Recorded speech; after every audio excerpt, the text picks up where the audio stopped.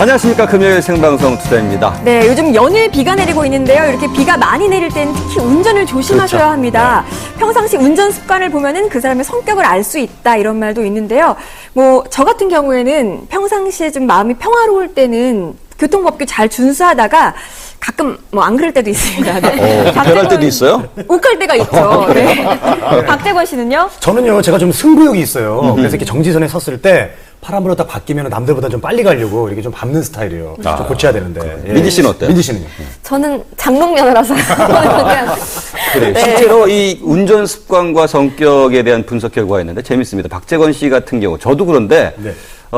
이렇게 좀 급하게 다니는 사람들은 일 처리가 빠르고요. 활동적인데 사람을 믿지 못한다고. 그리고 유현진 아나운서 같이 그 교통법규 잘 지키는 분들은 착하고 우리도 있는데 남들이 잘 이해하지 못할 말들. 네, 진짜요? 그리고 네. 장롱 면허는 좀 게으르다고 하네요. 네, 성격이 어떻든 간에 오늘같이 이렇게 비가 많이 올 때는요, 평상시보다 20%더 감속해야 한다는 것 잊지 그렇죠. 마시길 바랍니다. 자, 오늘도 역시 세상 구석구석의 알토란 같은 소식 준비했습니다. 김정일 아나운서. 네, 이 시간만큼은 확실히 믿으셔도 됩니다. 정말 신뢰감 가는 뉴스, 하루에 10분만 여러분 투자하신다면요, 온 세상을 알 수 있습니다. 세상 돌아가는 소식, 오늘도 김상균 박사님과 함께합니다. 어서 오십시오. 네, 안녕하세요. 자, 얼마 전에 만 5세 이하 어린이들 보육비를 지원한다고 정부에서 발표를 했는데요. 자, 아이 한 명당 최대 75만 원의 지원금이 지급될 수 있답니다. 그런데 그 혈세가 줄줄 새고 있다고 합니다. 국민들의 귀한 세금 부당하게 지원받아서 배불리는 어린이집들의 실태를 저희가 함께 알아봤습니다. 자, 셋째 아이를 어린이집에 보내려다 황당한 일을 겪었다는 이모 씨. 이게 어떻게 된 일이냐?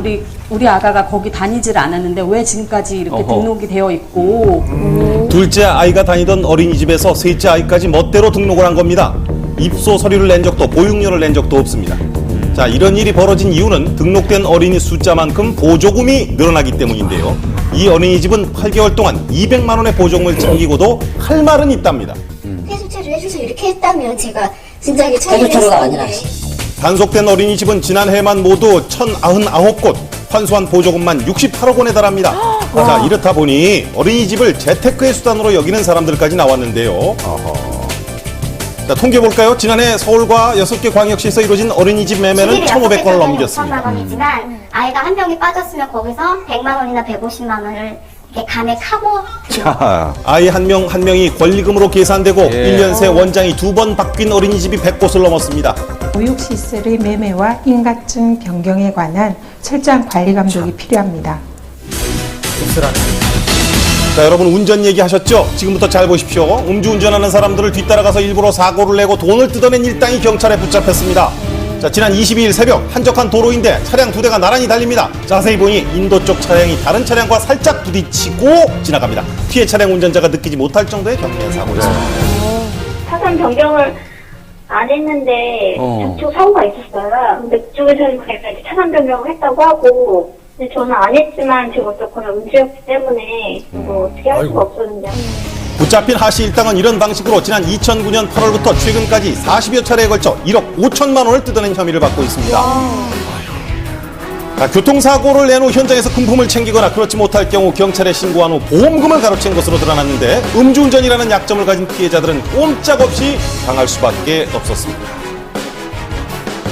네, 정말 그 범죄를 저지르는 수법이 나날이 정말 다양해지고 있는데요. 박사님, 그 좋은 머리를 좋은 데다 좀 써야 될 텐데 왜 이런 데다 쓰는지 모르겠습니다. 네, 우선 이런 공갈 협박형 그 사기 범죄자들은 상대방의 약점을 악용해도 전혀 죄책감을 못 느끼는 그런 특징들을 가지고 있습니다. 네. 그래서 약점이 있는 사람들만 노려서 그 돈을 가로채게 되는데요. 이번 사건의 경우에도 그 피해 여성들이 음주운전으로 인해서 그 경찰에 신고하지 못할 것이라는 그런 약점을 이용해서 범죄를 하게 된 것입니다. 네. 특히 여성들은 음주운전으로 인한 수치심이나 또 처벌에 대한 두려움, 또 상대 남성에 대한 대응 이런 것들을 꺼리죠. 그래서 그 여성들을 대상으로 이런 그 범행을 하게 된 것입니다. 예, 이번 사건은 넓게 봤을 때는 공갈 협박 범죄